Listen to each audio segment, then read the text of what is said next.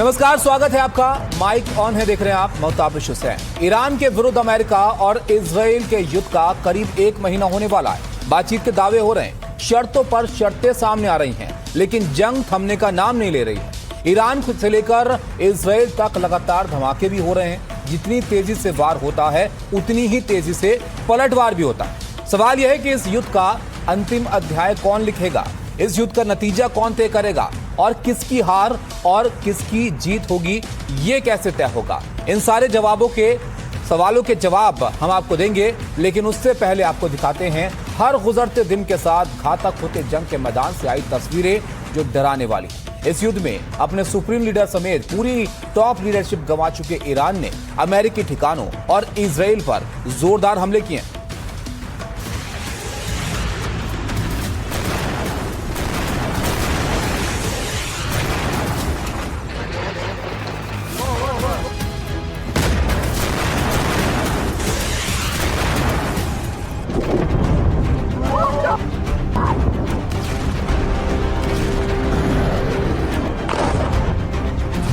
नया बारूदी चैप्टर, यरूशलेम तक फैला डर। ईरान का हमला, तेल अवीव दहला। तबाही का हथियार, कबाड़ हुई कार। वेस्ट एशिया में करीब 1 महीने से चल रही जंग में तेहरान से लेकर तेल अवीव तक और संयुक्त अरब अमीरात से लेकर लेबनान तक भीषण हमले हो रहे हैं। अमेरिका जिस ईरान की मिसाइल शक्ति खत्म होने की मुनादी कर रहा था, इजराइल जिस ईरान को कमजोर साबित करने की कोशिश कर रहा था, वो ऑपरेशन ट्रू प्रॉमिस 4 में नए सिरे से बारूदी कहानी लिख रहा है। अमेरिका के सबसे करीबी और भरोसेमंद साथी इजराइल की जमीन पर बारूद बरसा रहा है और हर हमले के साथ सरेंडर की अमेरिकी शर्तों को अंगूठा दिखा रहा है। ये ईरान का प्रचंड प्रहार है। इजराइल के शहरों पर मिसाइलों और रॉकेटों से बर्बादी बरस रही है। अमेरिकी फाइटर जेट्स ईरान के निशाने पर हैं। ये तस्वीरें बता रही हैं कि ईरान युद्ध के सारे डायनामिक्स चेंज करने की कसम खाकर नई ताकत के साथ मैदान में उतर गया है। एक बड़ी खबर आपको बताएं, युद्ध के बीच सूत्रों के हवाले से बड़ी खबर आ रही है। तस्नीम न्यूज एजेंसी के मुताबिक ईरान ने मध्यस्थों के जरिए अमेरिका के 15 सूत्रीय प्रस्ताव पर औपचारिक रूप से अपना जवाब दे दिया है। सूत्रों ने यह भी बताया कि अब ईरान वॉशिंगटन के जवाब का इंतजार कर रहा है, यानी अब इस प्रस्ताव पर अमेरिका को अपना जवाब देना है।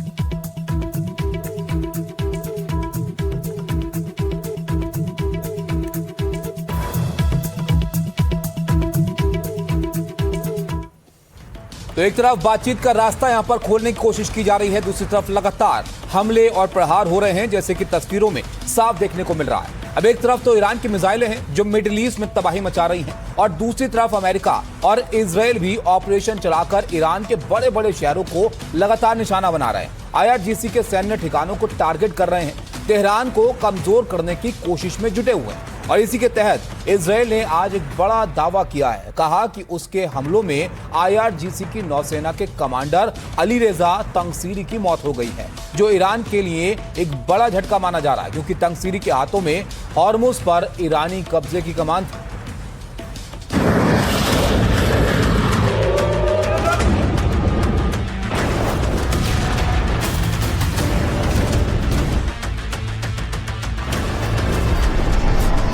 एक तरफ बातचीत का दावा, दूसरी ओर तबाही का इरादा। मिडिल ईस्ट में जारी जंग की बारूदी खाई अब और गहरी होती जा रही है। दुनिया को लग रहा था कि अब इस युद्ध का रास्ता निकलेगा, मिसाइलें और ड्रोन हमले कम हो जाएंगे, लेकिन जो तस्वीरें सामने आई वो बताने के लिए काफी हैं कि जंग का क्लाइमैक्स अभी बाकी है। रिपोर्ट्स के मुताबिक अमेरिका, इजराइल ने ईरान के 5 बड़े शहरों पर बम बरसाए हैं। राजधानी तेहरान में सैन्य मुख्यालयों और सरकारी इमारतों को निशाना बनाया गया। शिराज में सैन्य ठिकानों और रसद केंद्रों पर हमले की खबर है। इस्फहान, जो ईरान के परमाणु अनुसंधान और मिसाइल उत्पादन का केंद्र माना जाता है, वह भारी विस्फोटों की आवाज सुनी गई। मशहद, जो पूर्वी ईरान का सबसे महत्वपूर्ण शहर है, वहां भी हवाई हमले किए गए।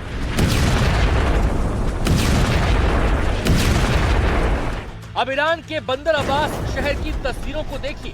बंदर अब्बास ईरान का सबसे महत्वपूर्ण नौसैनिक अड्डा है, जहां से पूरी फारस की खाड़ी की निगरानी की जाती है। लेकिन यहां इजराइल के हमले ने एक 8 मंजिला इमारत को मिट्टी में मिला दिया। इजराइल दावा कर रहा है कि बंदर अब्बास शहर पर हुए हमलों में इस्लामिक रेवोल्यूशनरी गार्ड कॉर्प के नेवी कमांडर अलीरेजा तंगसीरी को मार दिया गया, जो ईरान के लिए बड़ा झटका है। अलीरेजा तंगसीरी ईरान के प्रमुख सैन्य अधिकारी थे। इस्लामिक रेवोल्यूशनरी गार्ड कॉर्प्स की नौसेना के कमांडर के रूप में जाने जाते थे। हॉर्मुज और फारस की खाड़ी में समुद्री सुरक्षा रणनीति के मुख्य जिम्मेदार अधिकारियों में शामिल थे। तंगसीरी की भूमिका अमेरिका और उसके सहयोगियों के खिलाफ समुद्री शक्ति संतुलन बनाए रखने में अहम मानी जाती थी। तंगसीरी एसिमेट्रिक वॉरफेयर की रणनीति के समर्थक थे। छोटे, तेज और अत्याधुनिक हथियारों से लैस नौकाओं, मिसाइलों से हमला और ड्रोन के जरिए बड़े दुश्मन जहाजों को चुनौती देने की नीति अपनाते थे। तंगसीरी के नेतृत्व में IRGC ने कई बार अमेरिकी नौसेना और पश्चिमी देशों को चेतावनी दी, खासकर स्ट्रेट ऑफ हॉर्मुज में जहाजों की आवाजाही को लेकर। तंगसीरी की काबिलियत के दम पर ही ईरान ने हॉर्मुज को एक तरह से बंद कर रखा था।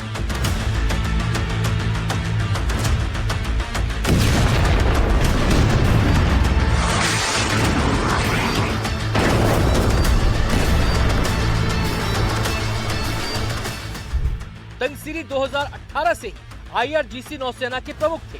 अमेरिका और इजराइल जंग के बीच लगातार आक्रामक रुख अपनाते रहे। पिछले हफ्ते ही इन्होंने अमेरिका के ठिकानों पर जवाबी कार्रवाई की चेतावनी दी थी। आम नागरिकों को अमेरिकी सैन्य ठिकानों से दूर रहने को कहा था, लेकिन अब इजराइल के दावे के बाद ईरान के लिए हॉर्मुज पर कंट्रोल बनाए रखना बड़ी चुनौती हो सकता है। IDF ने रिवॉल्यूशनरी गार्ड के नौसेना के कमांडर को मार गिराया है। यही व्यक्ति हॉर्मुज में सुरंगें छिपाकर जहाजों को आवागमन रोककर आतंकीकृत करने के लिए जिम्मेदार था। यह सभी वरिष्ठ रिवॉल्यूशनरी गार्ड अधिकारियों के लिए एक स्पष्ट संदेश है। IDF आपको ढूंढ कर एक करके खत्म कर देगा। दरअसल हॉर्मुज पर कब्जा बरकरार रख ईरान ने अमेरिका और इजराइल की नस दबा रखी थी। हॉर्मुज बंद रखकर ही ईरान अमेरिका और इजराइल से अपनी शर्तें मनवाना चाहता था। स्ट्रेट ऑफ हॉर्मुज में सी माइंस बिछाकर वार्निंग दी थी कि कोई भी जहाज यहां से गुजरने की कोशिश नहीं करेगा। और इस पूरे ऑपरेशन की कमान अलीरेजा तंगसीरी के हाथों में ही थी, जिनको मार गिराने का दावा अब इजराइल कर रहा है। हालांकि ईरान की तरफ से कोई पुष्टि नहीं की गई है, लेकिन अगर ये दावा सच हुआ तो ईरान के लिए ये रणनीतिक चोट की तरह होगा। देखिए, अमेरिका और इजराइल से जंग में ईरान की करीब पूरी टॉप लीडरशिप खत्म हो चुकी है। बड़े इलेक्टेड लीडर के तौर पर वहां अब सिर्फ मजूद पेजेशियान बचे हुए हैं। जंग में लग रहा है कि एक के बाद एक झटकों के बाद भी ईरान ने अपनी हिम्मत नहीं छोड़ी है। वो अमेरिका और तुर्की को जवाब दे रहा है, लेकिन अमेरिकी राष्ट्रपति डोनाल्ड ट्रंप भी बयानों के पैतरे से दबाव बढ़ाने की लगातार कोशिश कर रहा है। लेकिन इन सब के बीच सबसे बड़ा खेल इजराइल ने किया है। युद्ध को लेकर ट्रंप के बदलते रुख को देखते हुए उसने एक ऐसा प्लान तैयार किया है जिस पर अमल हुआ तो 48 घंटे में ईरान में महातबाही आ सकती है।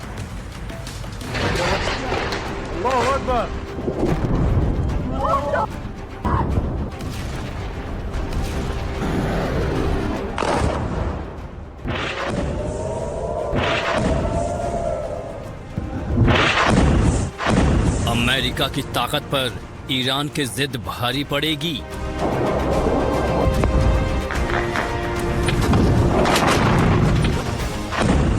क्या ट्रंप अपनी स्ट्रैटेजी से ईरान को परास्त कर देंगे?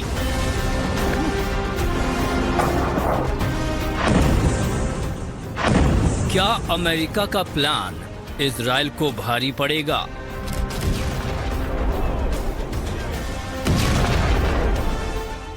क्या है इजराइल का 48 घंटे में तबाही प्लान?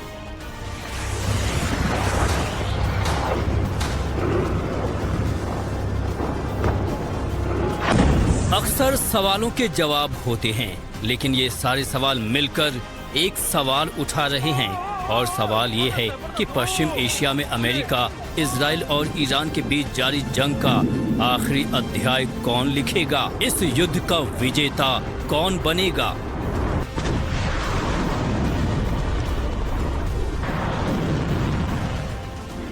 क्योंकि अमेरिका और इजराइल ने करीब 1 महीने पहले जिस लक्ष्य को लेकर युद्ध छेड़ा, करीब 1 महीने के बाद भी उसे पूरी तरह हासिल करने से दूर हैं। जीत के दावे कर रहे अमेरिका ने जो 15 सूत्रों वाला शांति प्रस्ताव भेजा, ईरान उसे कचरे के डब्बे में फेंक चुका है। साफ कह रहा है कि युद्ध अमेरिका ने शुरू किया, खत्म ईरान करेगा, वो भी अपनी शर्तों पर।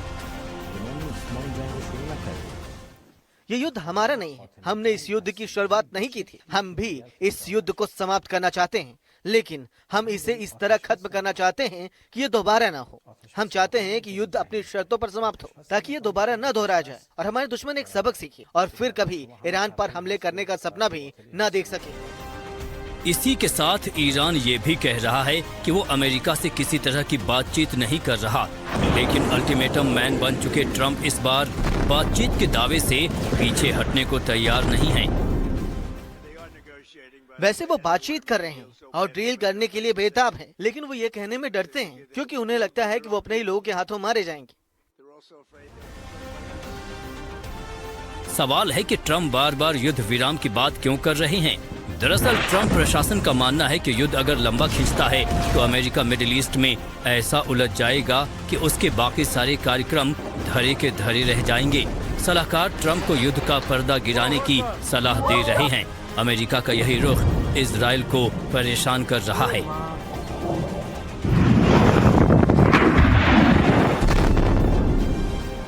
इसीलिए नेतन्याहू ने अपनी सेना को करो या मरो का अल्टीमेटम दे दिया है। दरअसल इजराइल को डर है कि लंबे खिंचते युद्ध से परेशान अमेरिका कहीं एक तरफा युद्ध विराम का ऐलान न कर दे। अगर ऐसा हुआ तो हाथ में ईरान की तबाही का ब्लूप्रिंट लेकर बैठे नेतन्याहू को भी मजबूरन अपनी मुहिम रोकनी होगी और इजराइल वो टारगेट हासिल करने से चूक जाएगा जिसके लिए उसने अमेरिका के साथ मिलकर युद्ध की शुरुआत की थी। इसलिए इजराइल फौज के लिए तेल अवीव का आदेश लाउड एंड क्लियर है। 48 घंटे के भीतर ईरान की मिसाइल सिटी को तबाह कर दिया जाए, ईरान के सारे हथियार डिपो मलबे में बदल दिए जाएं, ईरान की सैन्य शक्ति को पूरी तरह तोड़ दिया जाए, ईरान को इतनी चोट पहुंचाई जाए कि जब वो बातचीत के मेज पर बैठे तो शर्तें थोपने की स्थिति में न रहे। दरअसल 28 फरवरी को जब इजराइल और अमेरिका ने ईरान के खिलाफ युद्ध की शुरुआत की थी तो ईरान ने तभी अपना टारगेट सेट कर लिया था। वो ईरान के परमाणु कार्यक्रम को पूरी तरह खत्म करना चाहता है। इजराइल ईरान के मिसाइल पावर को भी मटिया मेट करना चाहता है और लेबनान में बैठे हिजबुल्लाह से ईरान का रिश्ता पूरी तरह खत्म करना चाहता है।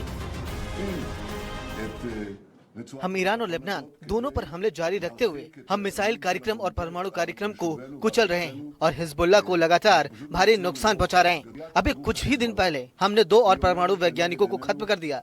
अभी बहुत कुछ होना बाकी है। हम किसी भी स्थिति में अपने हितों की रक्षा करेंगे। लेकिन लंबी खिंचती लड़ाई की वजह से ट्रंप ने अगर पहले मैदान छोड़ा तो ईरान को फिर से उबरने का मौका मिल जाएगा और नई जंग का खतरा बना रहेगा।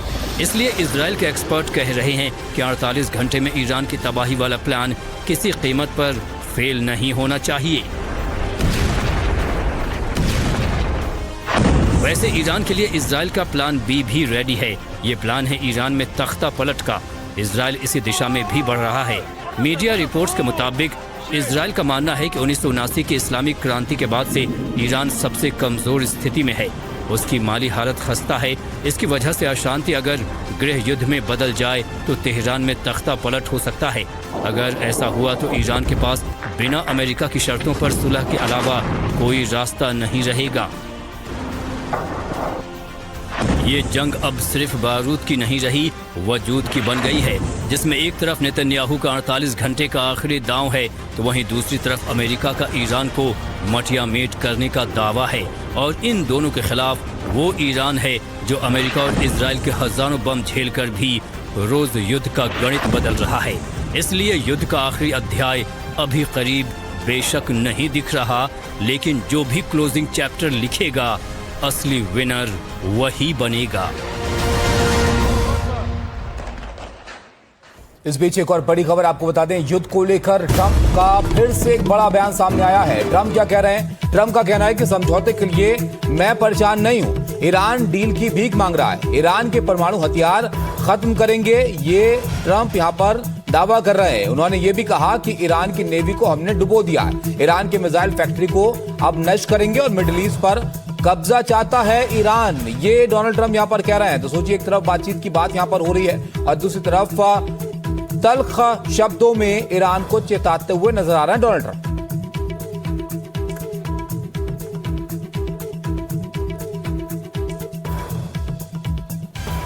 We're crushing their missiles and drone stockpiles, destroying their defense industrial base.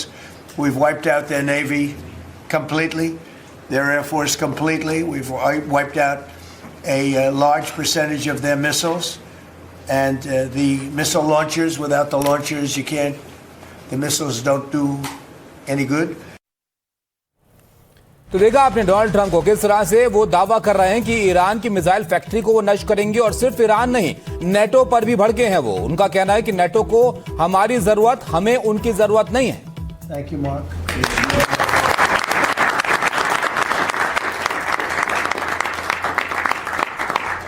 And we all know him very well, and he was a very popular senator, very effective senator. Effective probably being the more important word, JD, don't you think? Yes, sir. And we wish you a lot of luck. Thank you. I think you'll do fantastically well. Congratulations to you. You have an amazing family that were here yesterday in the Oval, sworn in. His family's amazing, so thank you very much. देखिए, अब जैसे इस युद्ध में ये समझ नहीं आ रहा है कि कौन अपनी कलम से इसका आखिरी अध्याय लिखेगा, वैसे ही ईरान के सीक्रेट वेपन ने दुनिया को हैरान कर दिया। अमेरिका के जो फाइटर जेट हवा से बात करते हैं, ईरान उन फाइटर जेट्स को निशाना बनाने का दावा कर रहा है। जो फाइटर जेट्स 2000 किलोमीटर प्रति घंटे की स्पीड से उड़ते हैं, उन फाइटर जेट्स को निशाना बनाने के वीडियो सोशल मीडिया पर वायरल हो रहे हैं। सवाल ये उठ रहा है कि आखिर ईरान के पास ऐसा कौन सा हथियार है जो दुनिया के सामने आना अभी बाकी है।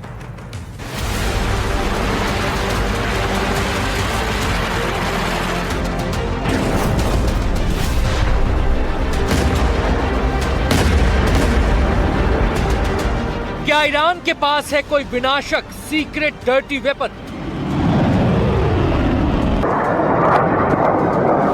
क्या ईरान ने निकाल लिया है वो ब्रह्मास्त्र जो बड़े बड़े हथियारों पर भारी है? क्या ईरान अब वो करने जा रहा है जो दुनिया में पहले कभी नहीं हुआ? अल्लाह अकबर! इन सवालों का जवाब मिलेगा, लेकिन उससे पहले इन दो वीडियो को देखिए। पहला वीडियो, जिसे लेकर दावा किया जा रहा है कि इस वीडियो में उड़ता हुआ फाइटर जेट अमेरिका का F-18 है, जिसको ईरान ने निशाना बनाया।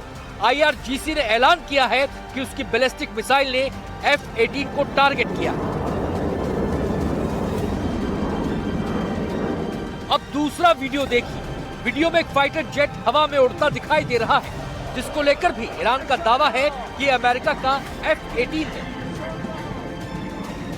फिर अचानक फाइटर जेट पर चमकदार रोशनी पड़ती है, उसके बाद जेट अस्थिर हो जाता है और धुआं छोड़ते हुए नीचे की ओर आता दिखता है। हालांकि हमले की जगह फाइटर जेट को नुकसान या फिर पायलट की स्थिति के बारे में ईरान ने कोई दावा नहीं किया। सवाल है, अगर ईरान के दावों में सच्चाई है तो वो कौन सा हथियार है जिससे ईरान हवा से बात करने वाले अमेरिका के फाइटर जेट्स को निशाना बना रहा है? और वो कौन सा डर्टी वेपन है जिसके दम पर अमेरिका के 600 करोड़ के फाइटर जेट को मार गिराने का दावा किया जा रहा है? दरअसल अमेरिका का F-18 multi role fighter jet है, जो एक साथ हवा से हवा और हवा से जमीन पर हमला करने में सक्षम है। इसे खास तौर पर नौसेना के विमान वाहक पोतों से उड़ान भरने और उतरने के लिए डिजाइन किया गया है।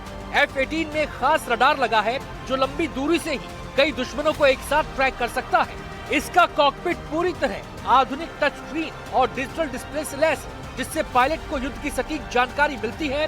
पायलट अपने हेलमेट के जरिए ही दुश्मन के विमान को देखकर मिसाइल लॉक कर सकता है। ये फाइटर जेट लगभग 2000 किलोमीटर प्रति घंटे की रफ्तार से उड़ सकता है। और अब इसी विमान को ईरान ने मार गिराने का दावा किया है, जिससे दुनिया हैरान है।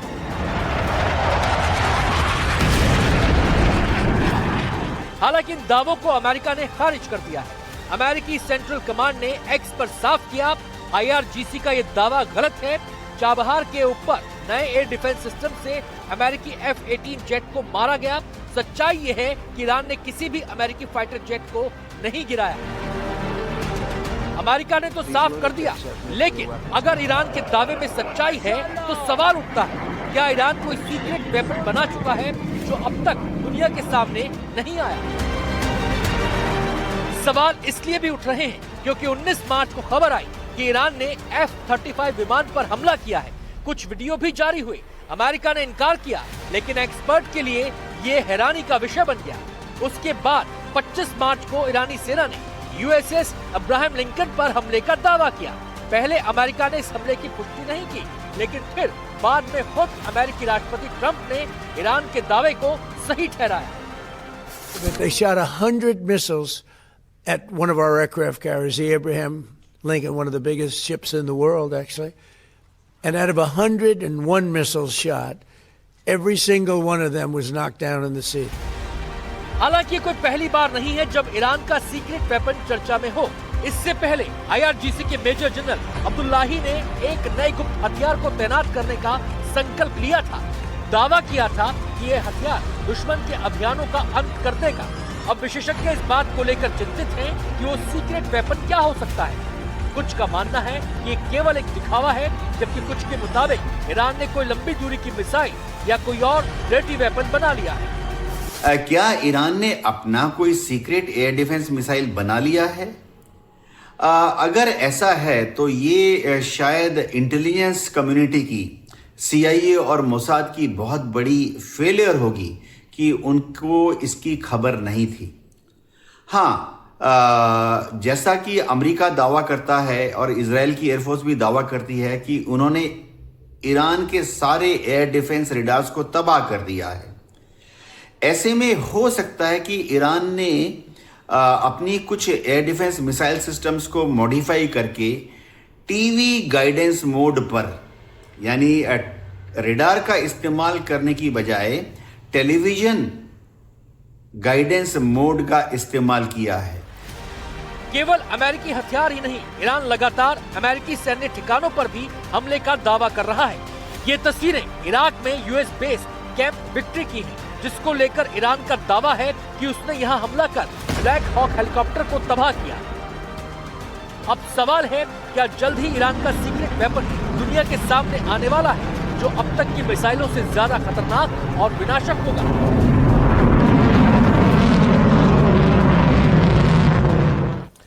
अमेरिका ने जब ईरान पर हमला किया था तब शायद इसकी चुनौतियों के बारे में सोचा नहीं था। अगर सोचा होता तो स्ट्रेट ऑफ हॉर्मुज के लिए रणनीति जरूर बनाई होती, लेकिन अब वक्त हाथ से फिसल चुका है। ईरान स्ट्रेट ऑफ हॉर्मुज के बहाने पूरी दुनिया की तेल की नस दबाकर बैठा है और अमेरिका के राष्ट्रपति डोनाल्ड ट्रंप रोज बयान बदल रहे हैं। सवाल है कि स्ट्रेट ऑफ हॉर्मुज को खोलने के लिए अमेरिका अब क्या करेगा? क्या सुलह का रास्ता अपनाएगा या सैन्य शक्ति का इस्तेमाल करेगा? ईरान के तेवर सुलह की तरफ इशारा नहीं करते हैं और हॉर्मुज में सेना का इस्तेमाल अमेरिका के लिए आसान नहीं होगा।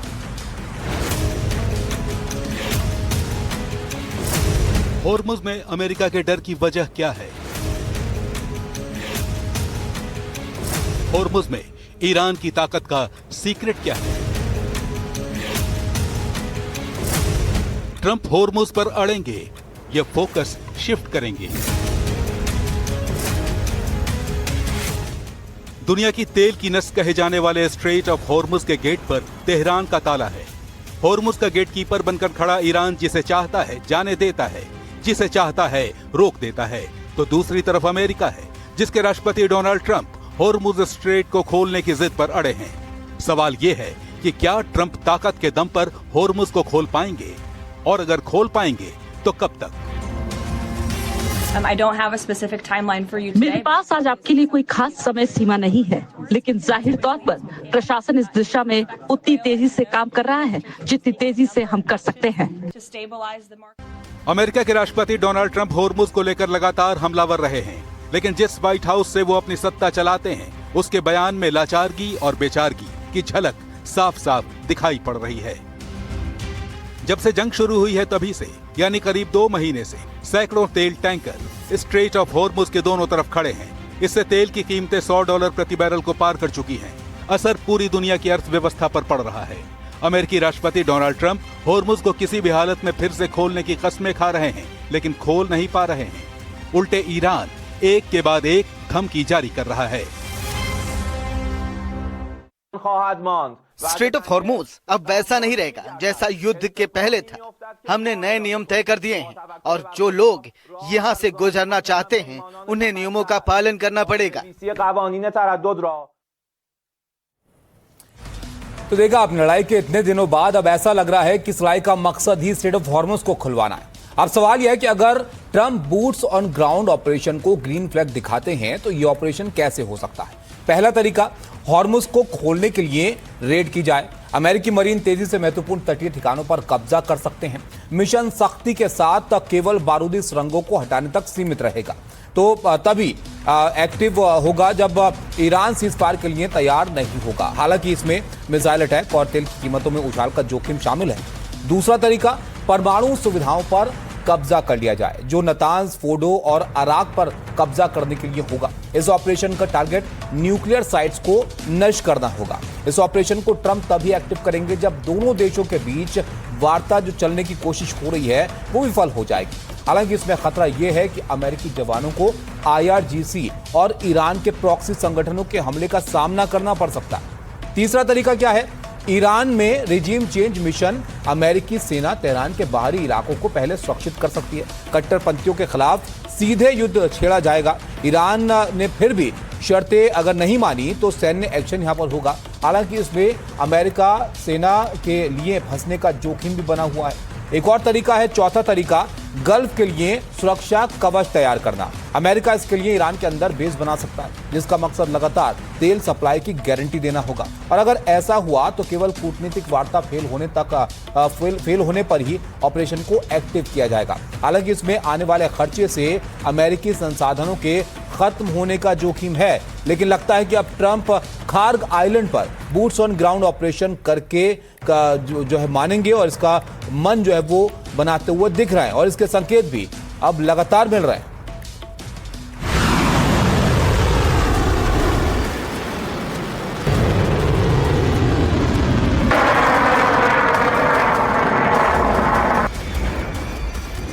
ट्रंप के कब्जे वाले प्लान से भड़का ईरान।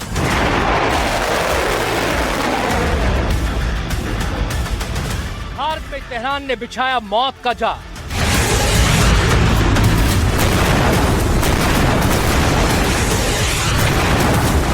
क्या खार्ग द्वीप बनेगा जमीनी जंग का मैदान?